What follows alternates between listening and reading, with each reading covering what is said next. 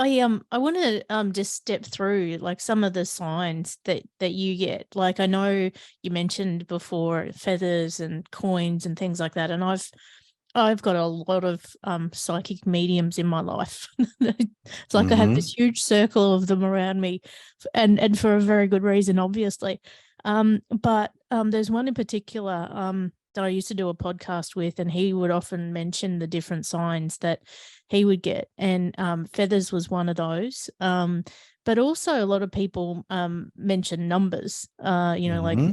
number patterns. Like that is a huge one for me. I get that so often. It drives me a little crazy, actually. I get it so often. And I'm like, okay, I hear you, I get it. It happens very often. But I also get messages, whether they be psychic, medium, I'm unsure, but it does feel like they are those messages where I'm being guided, or I need to tell somebody something to help them or to just wake them up. It's like I get these all the time. And for most people who are not awake or conscious, they might not even know what's happening and just completely ignore it.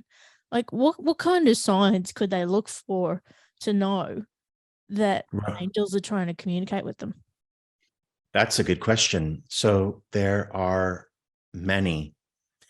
And sometimes it will start when we are asking for the angels that it may be as subtle as the coins and the feathers.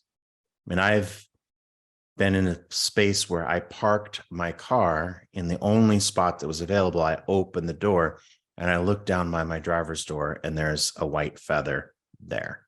I can't say that I saw it when I pulled in. I can't say that I didn't see it, but it was right there in that specific spot. And that is absolutely a sign. And people might ask, oh, well, do you think maybe a bird flew by before? And it actually doesn't matter because the synchronicity of Mm. encountering it in that specific place where you specifically are, and especially after asking the angels a question and seeing that, it's absolutely a sign. So I teach courses, or I teach a course of um, group coaching about communicating with the angels. And one of the things that I teach in that course is the realization that when something appears as a sign and you try to look at it and say, is it or isn't it? Instead of doing that, just assume that it is.